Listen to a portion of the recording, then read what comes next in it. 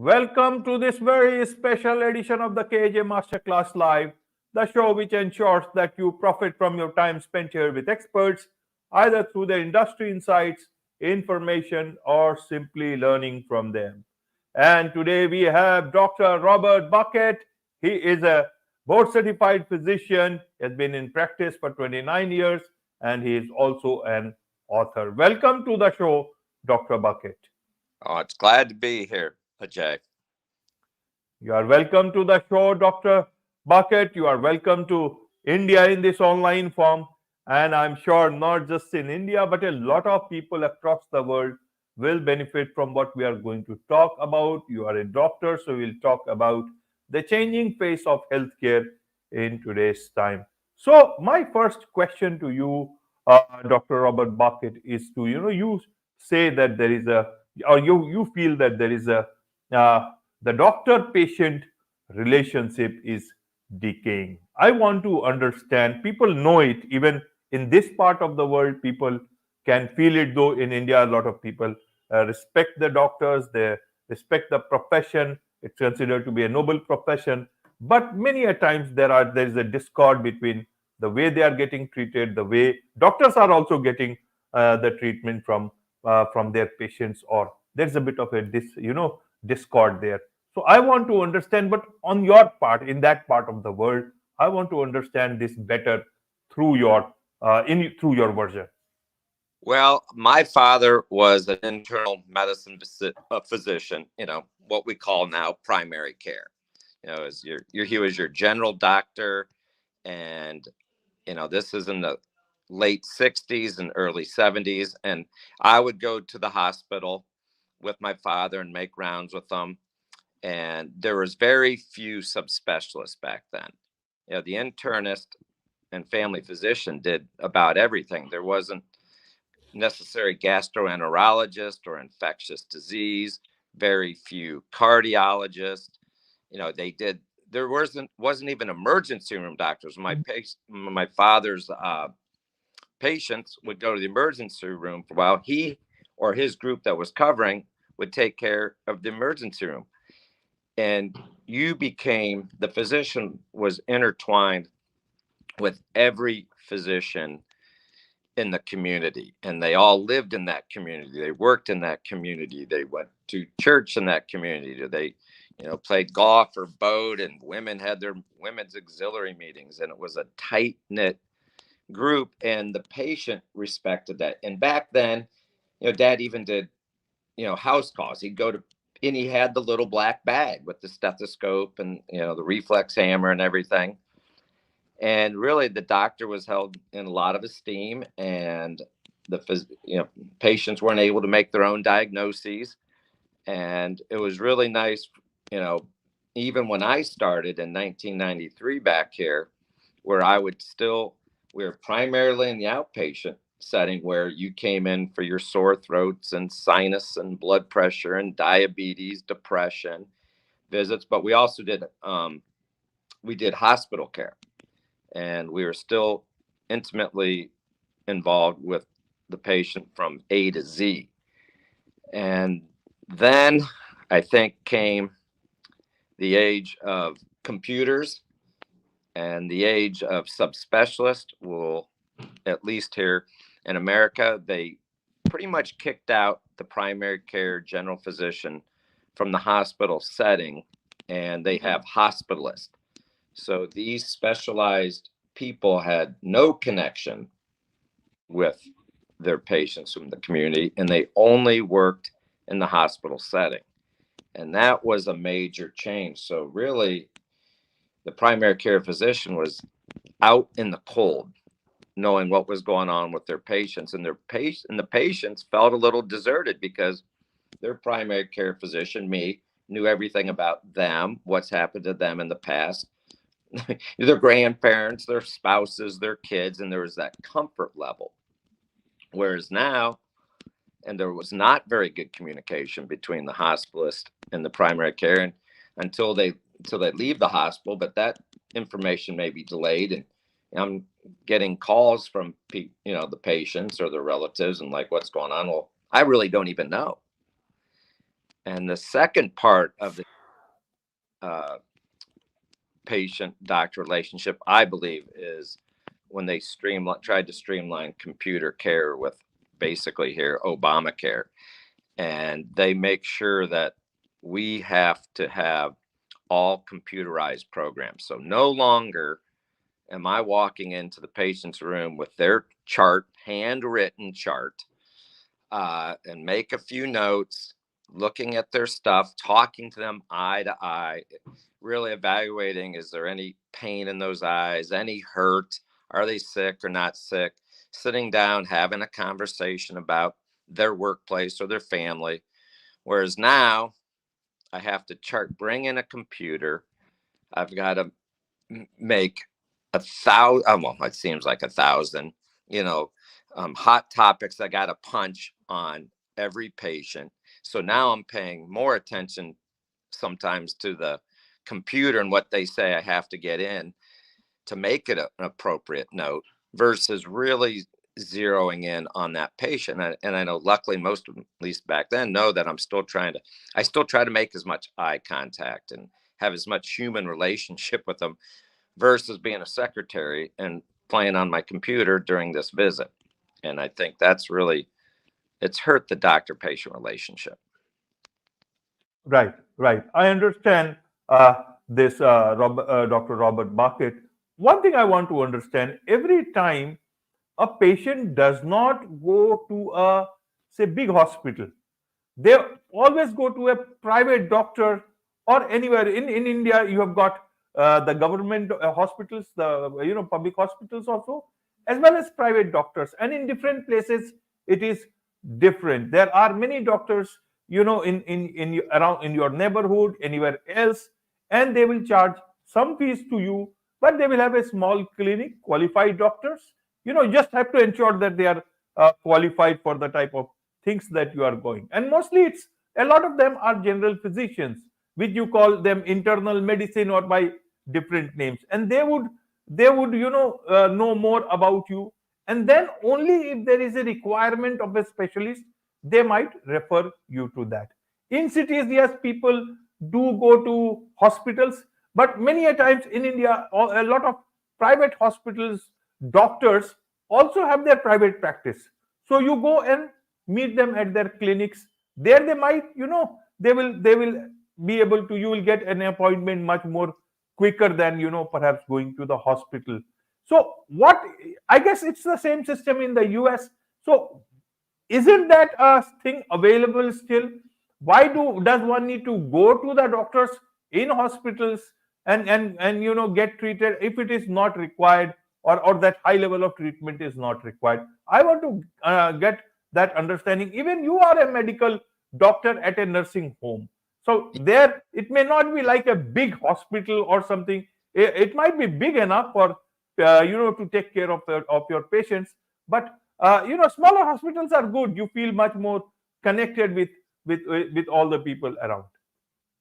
Yeah, I agree. It's just the idea of now that many, and the majority of doctors in my area, even though I'm in a smaller town between Cleveland and Columbus, they're no longer, I am the only private physician in my area. Everyone now is hospital owned. So these Cleveland clinics or United Health or Ohio Health, and they basically, the primary care physicians now are their employees, and Okay. they they work like bankers hours.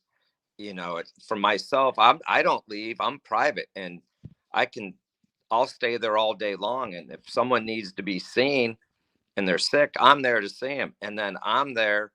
I cannot go to the hospital, but I still like to take care of everything. And if I need a specialist, then we'll go. There is a lot of the patients now, they want to see, which is wrong, but like even for high blood pressure, which I can treat, but they want to see a cardiologist, or their diabetes, they're just like on one medicine like metformin, but they want to see a specialist, an endocrinologist. Well, we really can't, as primary care physicians, do much about that. So if they want to go to their subspecialist, that is fine. But for the most part, the changing world now is the employer status of doctors versus the private doctors, which is now I'm kind of like an old dinosaur, and they're not incentivized. When they're working in a hospital setting, and you're sick today, and they'll say, "Well, we'll get you in 2 weeks," and that's just not right. And then here, there's a lack of trained physicians, so now they water down the system, and you may not see the doctor, the MD or the DO, but they'll have a nurse practitioner or physician's assistant, and they just don't have the training that the physicians do. And so the level of care is dropped down a notch. But in the Right. last, what you're asking, there is a concierge medicine in the bigger cities where patients, they know they really don't want to go to these hospital-owned doctors, and they'll pay, say, $5,000 a year out of pocket to have nothing to do with insurances, where they could see me or their private doctor in this concierge medicine at any time or anywhere, which is a good option in a lot of big cities now. Right, right. So you put it, you use that word banker, almost like I can understand what you mean, and that is a very sorry state of affairs. But whatever the situation is, then the onus lies on the patient himself or herself. In this situation, how does a patient ensure, that he or she is getting the treatment that they require? Now I understand some doctors have expectations. Some doctors have expectations because they are employees, because they have to take care of some other expectations of the hospitals, so that they are employed in a better manner. But but in terms of patients, their expectation is the same: to get treated, to get treated well, to be diagnosed, to go with the right prognosis, and also at the minimum cost as possible, especially, if it is possible there. So, how does the patient ensure this? Because you will, when you need to go to a doctor, you just are in that state of uh, panic, almost like a panic. How do you then apply both your things? You have to take care of your health, your pain, and your somebody who care for their pain, and at the same time your brilliant mind has to work, because you are going to deal with a doctor as well as a banker at the same time, almost like a banker.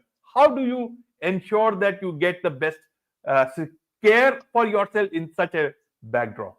This, you really hit the nail on the head here. This is exactly why I wrote this book called Simple Medicine. No more Google searches. And I'll just put it up here for a second. And I,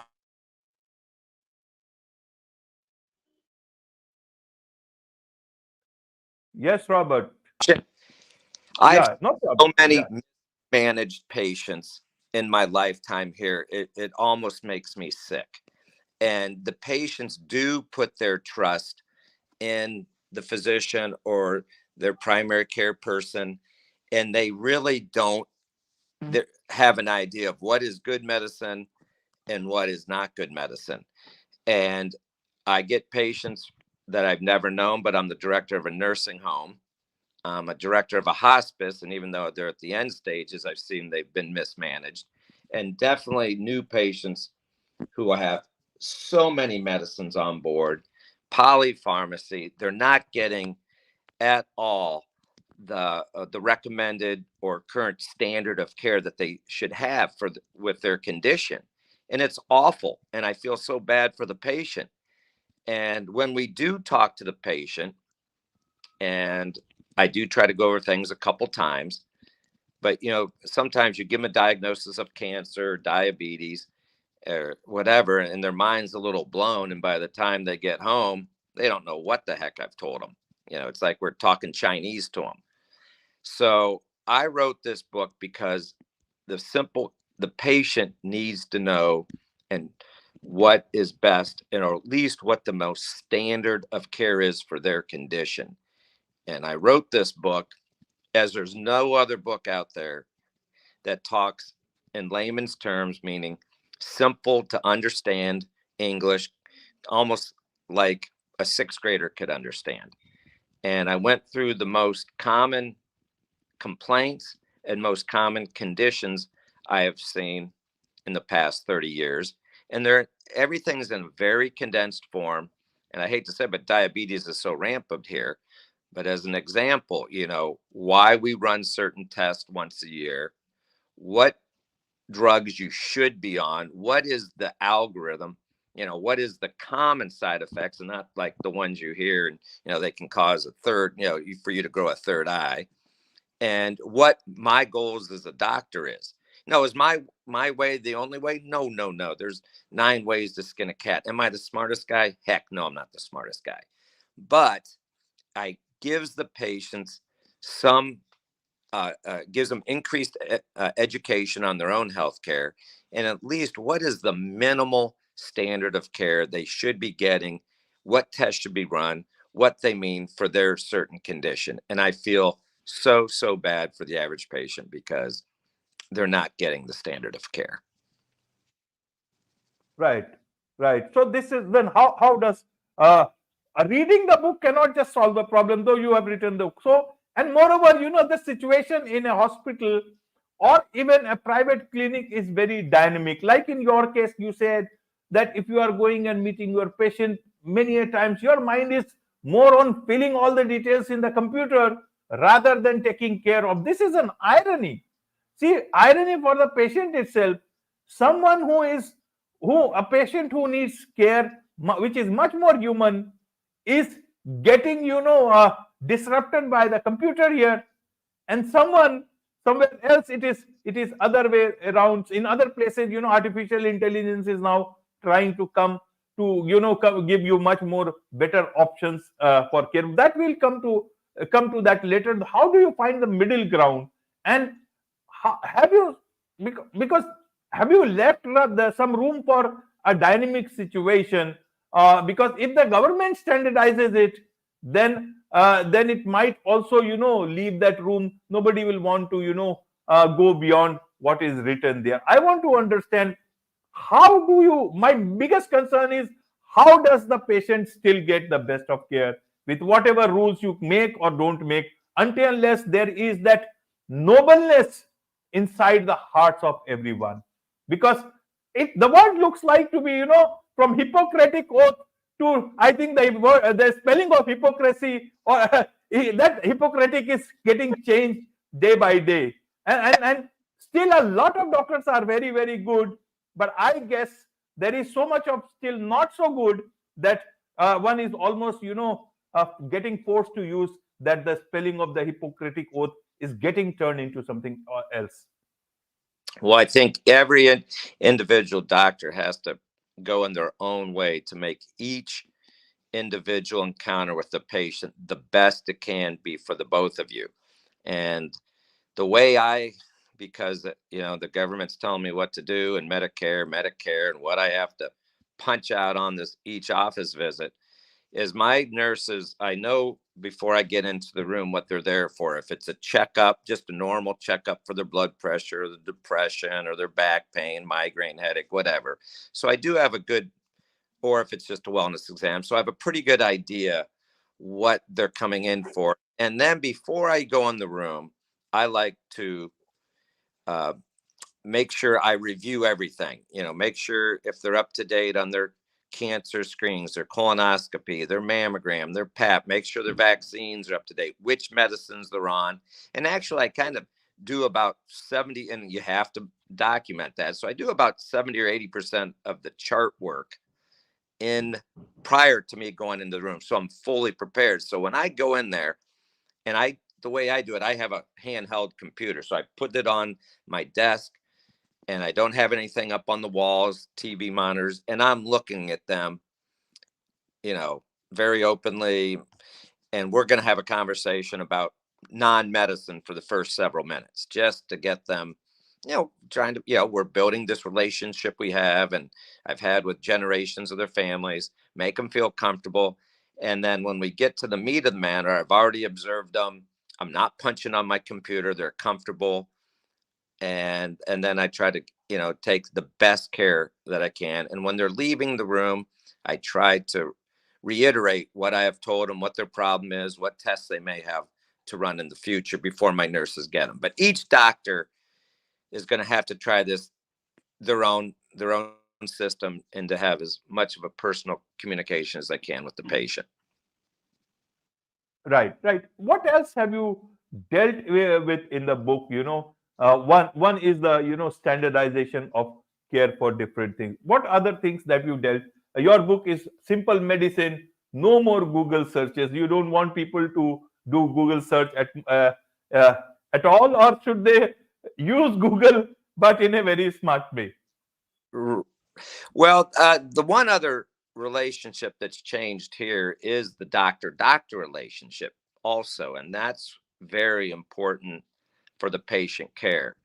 And when I was in residency or here working in the hospital setting, I personally knew every surgeon and cardiothoracic surgeon, general surgeon, plastic surgeon, ear, nose, and throat. I knew them all, and I knew them personally. And when we had a problem, we actually did that old-fashioned thing. We used the phone. We called them. And unfortunately, with this new generation, everything's computerized. Everything's a fax. They say it's paperless, but these generated computer notes are 15 pages of nothing, and I can barely even find the pertinent information of why they were there. And God forbid, or there's no more phone calls amongst the younger generation. Now, still the old, I keep saying dinosaurs out there. We do the phone call, and you're in there, and they were putting a scope down your throat, and they saw cancer, and they're calling me, and we're getting a game plan. But that's rare, and it's just wrong. Me not being in the hospital setting, hospitals employing all their own physicians, and and a lot of our doctors now don't even live in our area. Their kids don't go here. They don't join the normal clubs that we used to do. So it's deteriorating not to have a personal relationship between the primary care and the specialist. And I think that, unfortunately, the patients have to know this, and that is unfortunate. How are we going to correct that? I don't know. But the rest of the book is to help patients stay out of the emergency room setting. So what are the key, like you're having chest pain, nobody wants to die of a heart attack. And Right. so I like them to go through and say, hey, it may not be a pain, but it's a pressure, it's a tightness, it's a heaviness, it's a squeezing. And what are the alarm words or signals that as a physician you're looking for, where, my goodness, it's just indigestion, stay home, or my goodness, get to the emergency room and get this heart attack, or possible angina, looked at, or with their abdominal pain. People are always scared of that. And what are the, again, key words that I look for that are really urgent versus non-urgent, and they can wait and go and see their medical doctor in a day or two. Right, right, Robert, Dr. Robert. One good thing I see is a lot and more doctors are talking about this, about the problem in the present system of healthcare in terms of they themselves are not able to, do fully justice. Not everyone is, there are hundreds and hundreds, thousands of very good doctors everywhere, and they try to do as best as possible. If you are doing a job, obviously, in a hospital setting, you have to follow some of those things but more and more doctors are saying, where do you think this is all going? Will it change the system, or is it going to be? Second, one thing I want to understand for especially the Indian audience or a lot of other people is, in the US there is always one breakthrough or the other in terms of technology and everything. Then why is it that the medicine or everything costs, even a test or an x-ray is so costly, whereas in a country like ours, in India, this part of the world, uh, we have got so much of problems and so many good doctors, on different places. There is a huge difference in cost for us. In some cases this might be too high for us also, but if you compare to US and here, it is almost like, there is no comparison at all. There's too much. Why is it so? For example, if you go for a complete blood count, someone from one of the testing agencies, or they can come to your house, take the blood test, and and you'll get the report in the same evening, if you have an appointment, or maybe in the next few hours. What? And it does not cost more than, say, around $6 around. I'm just giving you a rough figure. What would be the same thing cost there, and why is it so much of difference, if at all there is a huge amount of difference? Well, there's multiple points to this. First of all, when you go to a hospital setting, we have all these urgent cares, and to me, it's a money racket. And and because they don't have that patient-doctor relationship, everyone's afraid of the lawyers and getting sued. So I call it CYA, cover your ass medicine, and you're in there for a hangnail, and they're ordering $500 worth of blood work and X-rays, and so that is a big problem. This biggest, but your first point is pharmaceuticals, and we as physicians cannot write the medicine of choice about 70% of the time. The cost is prohibitive, and I don't care if you're a millionaire or you're destitute. People can't afford the like, say right now, Ozempic is the biggest drug out there. It's treated for diabetes. It can save you from heart attacks or strokes, but it causes extreme weight loss. And patients across America, they can't produce it enough, and so now they're using it for weight loss and not diabetes. And so I can't prescribe it to my patients. They're not even available at certain doses, and B, the cost is prohibitive. And it could be that one or the old time blood pressure medicines or depression medicines. And I can't use the drug of choice. I must use a generic, which is usually not as affordable. The doses are erratic. The side effects are erratic. You don't know who's producing them. Or they'll even make me change, because the medicine I want, that not only will they make me use a generic, they may make me even change classes of medicines where I don't even want to change that class. It's not apples to apples, it's apples to oranges. And that is a struggle every single day in my life in medicine, is the cost of medicines. And then the cost of healthcare is, I don't know how to fix that problem, but it's so much more in a hospital setting than it is in the private settings. What I can charge, my son goes down, he's 18 and he needed blood work. Doesn't come to my office where it would charge like say $45. He goes down to LabCorp where it cost him $450. And so there's a discrepancy. It's just not fair. Right.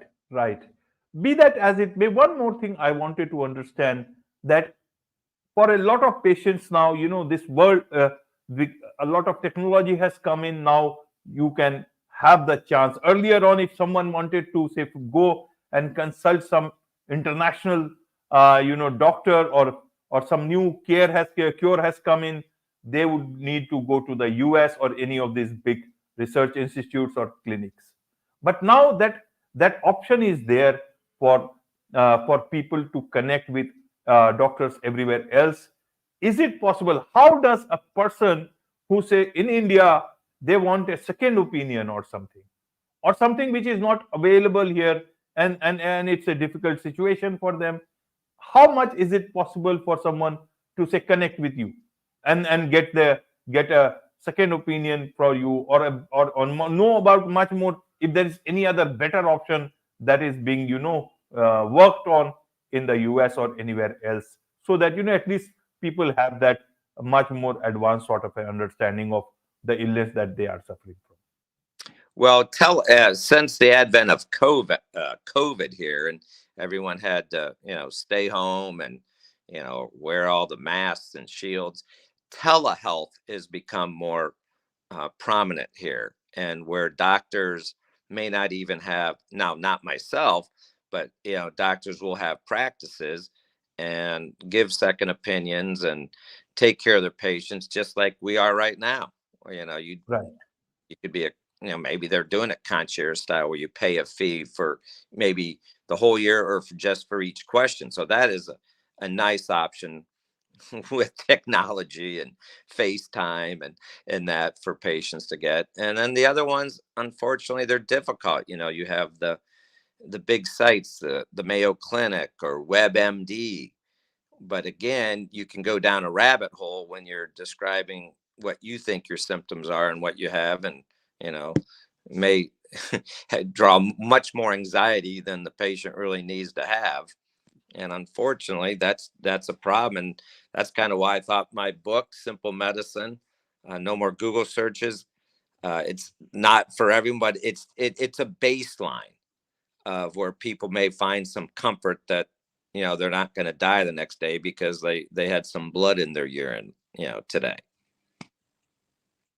Right, right, Dr. Robert. There is much to understand about these things, but it's nice to also see that more and more doctors about within the health system are talking about how the health system itself is ailing and in what aspects, so that there can be some cure found to this, so that patients get better treatment for that. Be that as it may, what is the best way for people who would like to learn more about you, about your book, connect with you, and also take your help as a doctor in whatever way they can?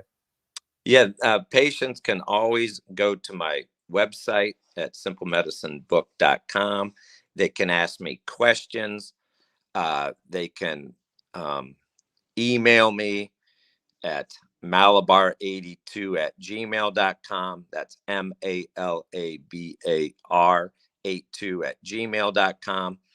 And I answer any and all questions. Wonderful, wonderful. With this, it's a wrap on this very special edition of the KAJ Masterclass Live. Thank you so much indeed for joining us. Oh, thanks so much for having me, Ajay, and happy holidays.